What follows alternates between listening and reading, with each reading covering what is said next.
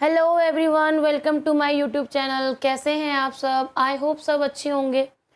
तो आज की इस वीडियो में हम स्टार्ट करेंगे क्लास 7 की हिस्ट्री का chapter number 1, introduction, tracing changes through 1000 year.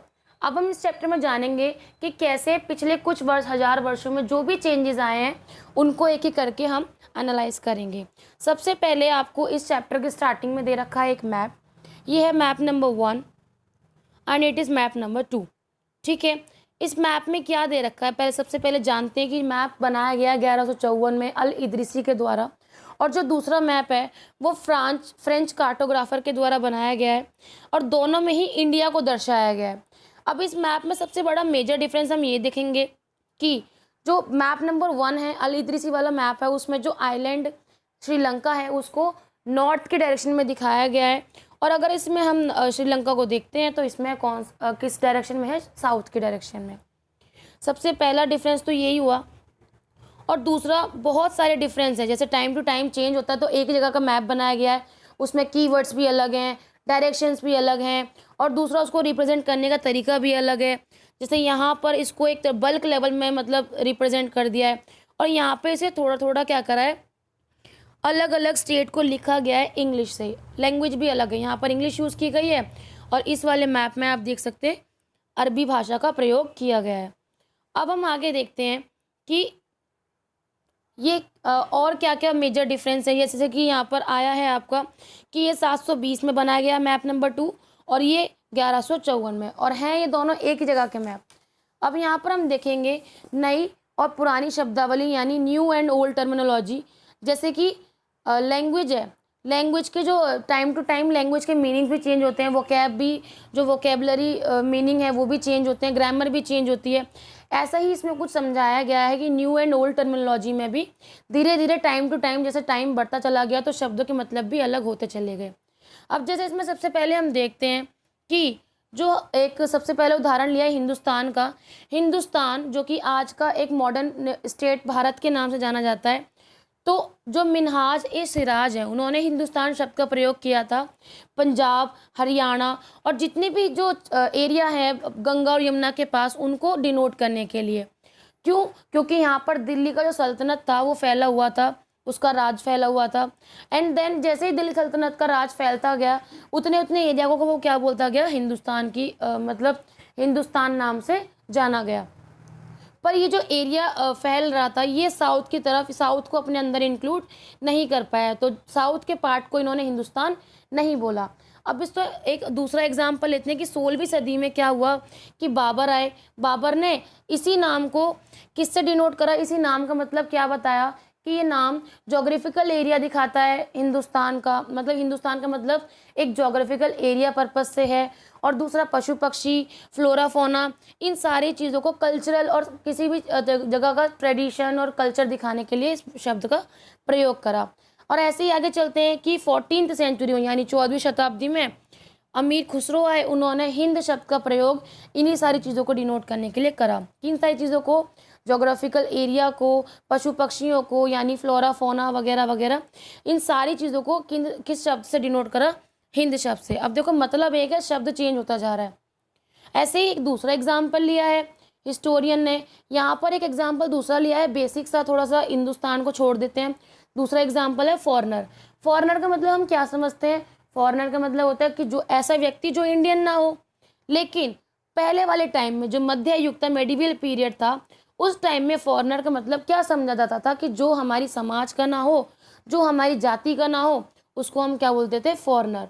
और इसे हिंदी में देखो यहाँ ब्रैकेट में लिखा है, इन हिंदी द टर्म परदेसी, यानी इसे हिंदी में हम बोलते हैं परदेसी, और फारसी भाषा में हम इसे बोलते हैं अजनबी।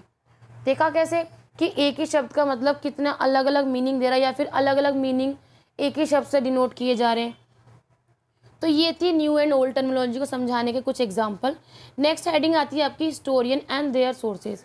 अब जो हिस्टोरियन थे, इतिहासकार थे, वो कैसे इतिहास के जो तथ्य हैं, एविडेंस है, इकट्ठा करते थे।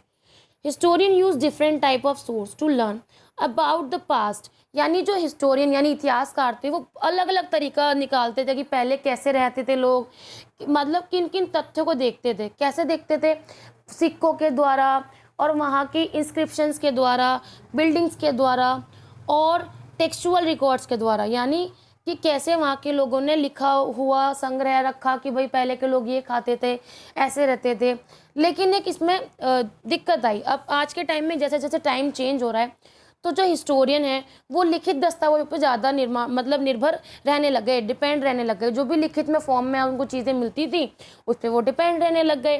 तो ऐसे क्या हुआ कि जो पेपर है वो जल्दी से अवेलेबल होता गया एंड देन बहुत चीपर होता गया, यानी सस्ता होता गया।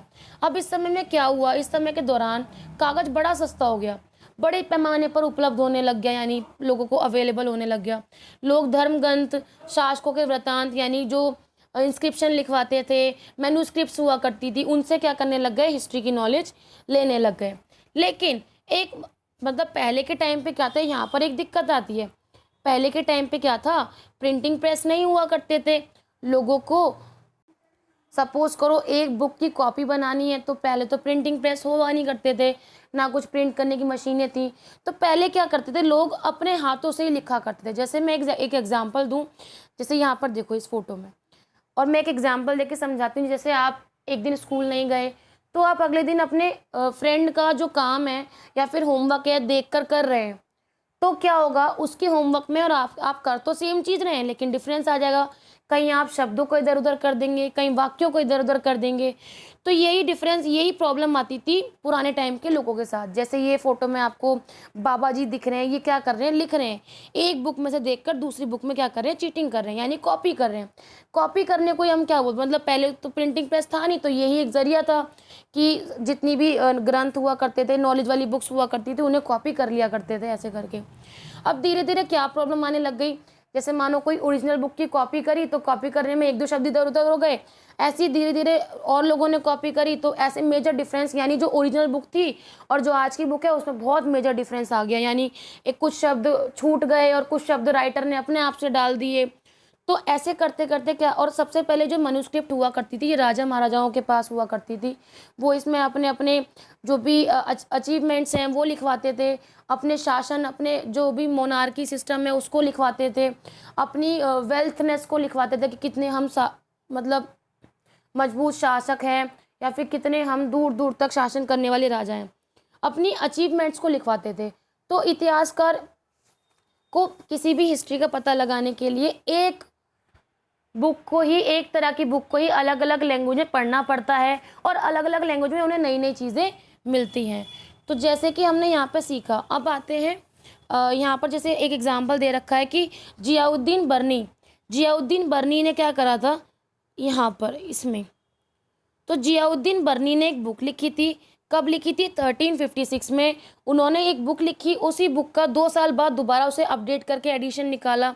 लेकिन जो उन्होंने पहले लिखी थी और जो 2 साल बाद लिखी थी उसमें बहुत डिफरेंस था। अब देखो 2 साल तक हमारे विचार भी सेम नहीं रहते हैं, हमारे जो कुछ थॉट हम भूल जाते हैं और कुछ थॉट हम नए उसमें डाल देते हैं। मतलब जो जियाउद्दीन बर्नी थे उन्होंने कुछ नई बातें डाल दी होंगी, तो ऐसे बहुत मेजर डिफरेंस आया। लेकिन 1971 में इतिहासकारों को पहले बार में ओरिजिनल जो आपके वो थे बुक्स वगैरह थी वो उनकी जानकारी ही नहीं थी। वो कहीं बड़े बड़े म्यूज़ियम्स और लाइब्रेरी में दबकर उनका राज रह गया या फिर नष्ट हो गई।